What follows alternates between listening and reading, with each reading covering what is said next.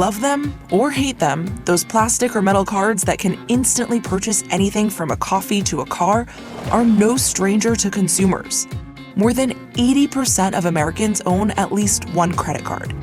Every time you pay for something with a credit card, you're borrowing money from the card issuer to cover your purchase. While it might feel like it, it's certainly not free. You then have to pay that money back either in full at the end of the month or over time, with interest. The average credit card charges about 20% interest these days, so it is a very profitable business. So, first things first. If you're not in a place where you can pay that money back by the time it's due, experts don't recommend you have a credit card at all. Paying 20% interest on a balance that you've accumulated, and then you pay interest on top of that. I mean, that's a really big hole that you're continuing to dig, and it's going to be really hard to get out of if you don't pay your credit card balance. Credit cards require approval. Once you're approved, the bank authorizes a credit limit or the maximum amount of money you can borrow. That depends on factors such as your income, your other debts, and how much available credit you have on other cards. But here's the caveat. Whether or not you're approved depends on your credit score. Meanwhile, your credit score is determined by your credit report, the information related to your credit activity you might not have if you don't have a credit card. It's a catch-22.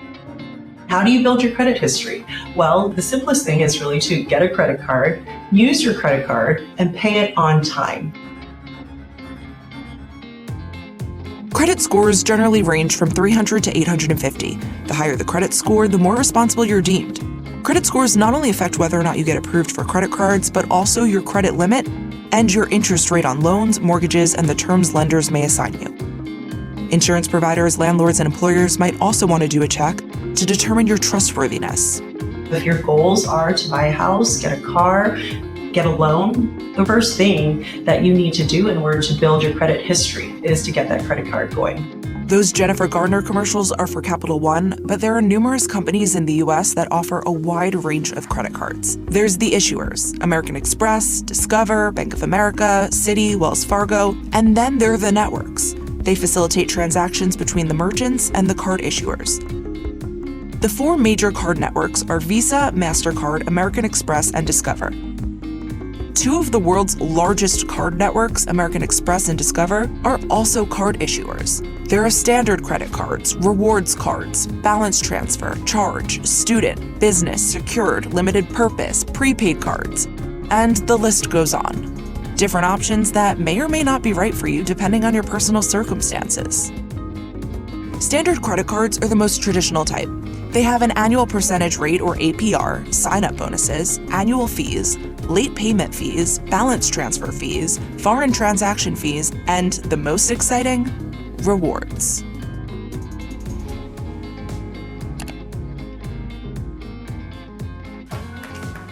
There's actually a whole industry dedicated to maximizing credit card points and miles.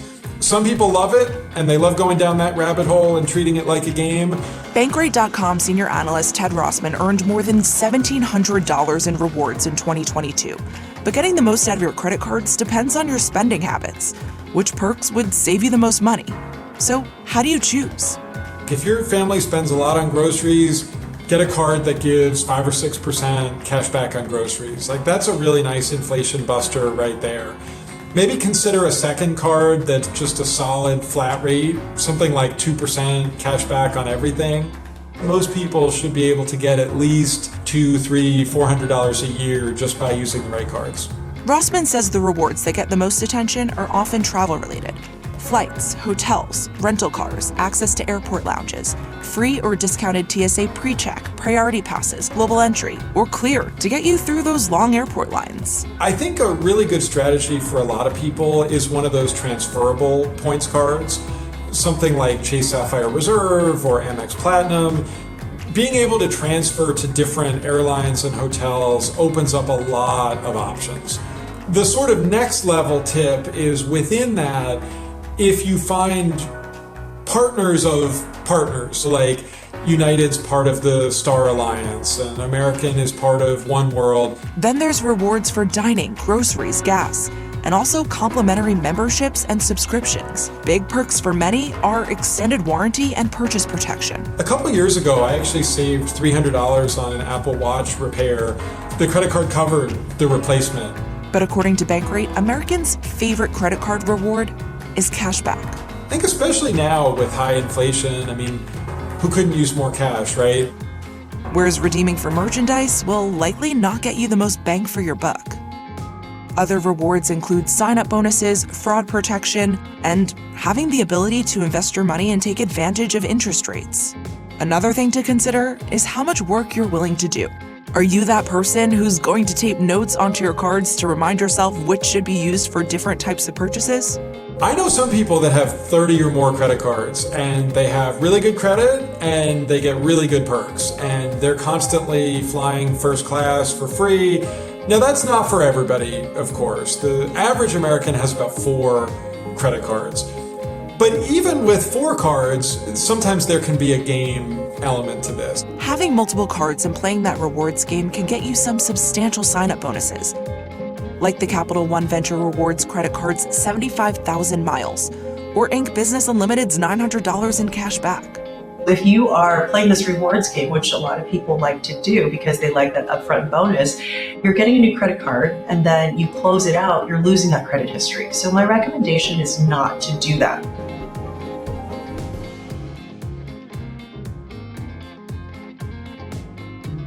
Only use a credit card if you can use it responsibly. American credit card balances reached $986 billion in the last 3 months of 2022.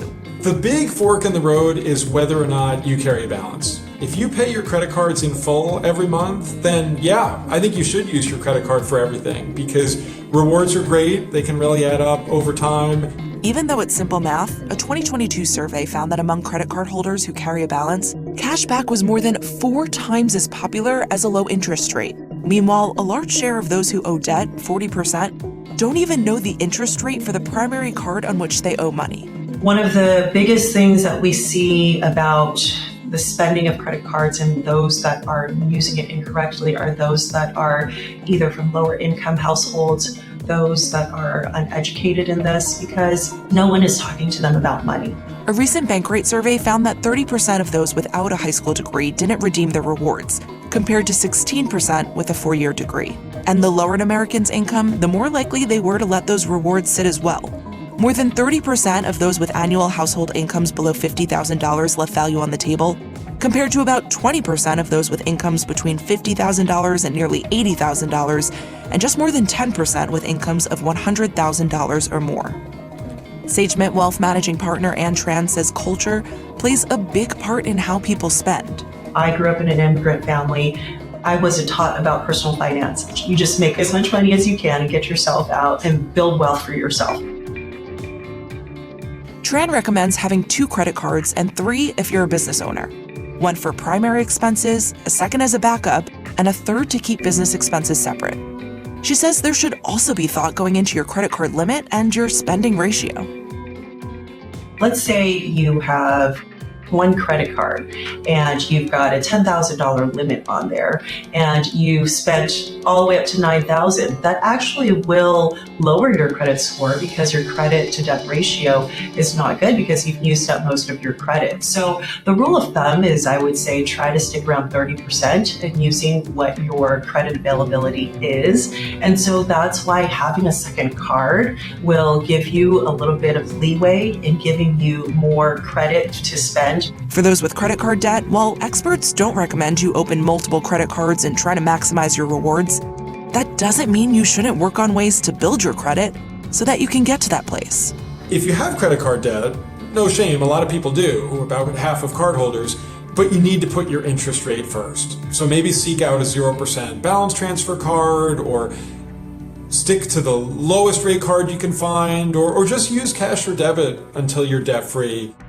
There are a lot of cashback rewards cards that do not have annual fees that will give you 1% back on all your purchases, and that is probably the most simple. Now, let's say you get to a place where you've got some plastic in hand and you're feeling good about those rewards. The work doesn't end there. She says you should continue to reevaluate your debt and credit cards at least once a month. Tracking your finances, whether it's on an Excel spreadsheet or using an app like Mint.com, something that will track what all of your assets, all of your debt and liabilities are so that you know where everything is. And if you're racking up those points, use them. Almost a quarter of rewards credit card holders haven't redeemed any rewards in the past year. And that's an improvement from the 31% of those who didn't in the preceding 12 months. It doesn't get more valuable over time. In fact, a lot of times these programs change their rules in ways that the industry calls devaluations. Like basically it costs more points or miles to get the free flight or the free hotel stay. So use them sooner rather than later, and then cash back too. That can lose value to inflation. Most people are scared of money, and you shouldn't be. If you know the facts and you understand how money works, it can be really empowering.